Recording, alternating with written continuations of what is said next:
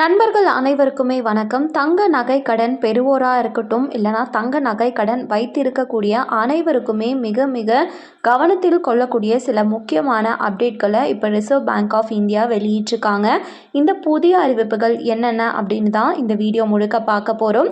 வீடியோக்கு போகிறதுக்கு முன்னாடி நம்ம சேனலை சப்ஸ்கிரைப் பண்ணி மறக்காமல் ஒரு லைக் பட்டனை தட்டி விட்டுருங்க. இப்போ வாங்க வீடியோக்குள்ளே போயிடலாம். நம்ம இந்தியாவில் பார்த்தீங்கன்னா தங்க நகை கடன் அப்படின்றது பரவலாக எல்லாருமே எமர்ஜென்சி சுச்சுவேஷன் ஒரு வங்கியில இருக்கட்டும், இல்லைனா மார்வாடி கடைகளில் தங்க நகைகளை அடமானம் வச்சு பணமாக பெற்று அது மூலமாக நம்மளோட எமர்ஜென்சி சுச்சுவேஷனை நாம் ஃபேஸ் பண்ணிட்டு வந்துட்ருக்கோம். இந்த நிலையில் பார்த்தீங்கன்னா ரிசர்வ் பேங்க் ஆஃப் இந்தியா சில முக்கியமான புதிய அப்டேட்களை அறிவிப்புகளை கொண்டு வந்திருக்காங்க.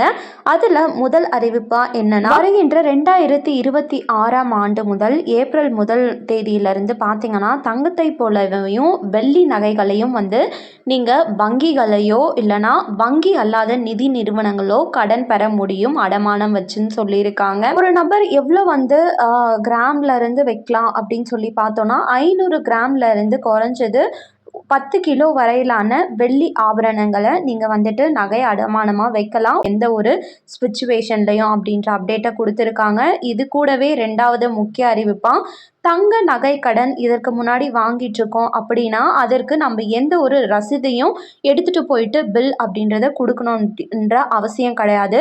ஆனால் இதற்கு மேலே வருகின்ற ஏப்ரல் மாதம் 2026 முதல் இந்த புதிய விதியும் அமலுக்கு வருது.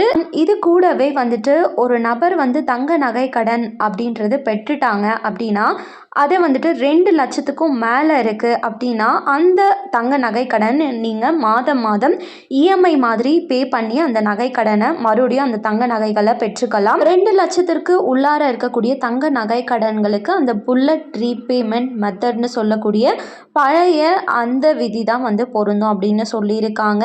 அண்ட் 3வது முக்கிய அப்டேட்டாக என்ன சொல்லியிருக்காங்கன்னா, நீங்கள் தங்க நகை கடன் வச்சுட்டீங்க, அதை நிதி நிறுவனங்கள் திருப்பி தர்றதுல தாமதமானாலும் ஒப்படைக்காமல் போயிட்டாங்களா அப்படின்னாலும் சரி, உங்களோட அந்த தங்க நகைக்கான தாமதமாகும் ஒவ்வொரு நாளுக்குமே வாடிக்கையாளருக்கு ரூபாய் 5000 அபராதமாக வங்கிகள் வழங்கணும் அப்படின்றத சொல்லியிருக்காங்க. இன்கேஸ் அந்த தங்க நகையில் ஏதாச்சும் சேதம் ஏற்படுது அப்படின்னா அந்த மொத்த பொறுப்பையுமே அந்த வங்கி தான் வழங்கணும் வாடிக்கையாளர்களுக்கு அப்படின்ற அப்டேட்டையும் இப்போ புதுசாக கொண்டு வந்திருக்காங்க. இந்த புதிய அறிவிப்புகள் எல்லாம் பற்றி நீங்கள் என்ன நினைக்கிறீங்க அப்படின்னு கமெண்ட் பாக்ஸில் சொல்லிட்டு போங்க.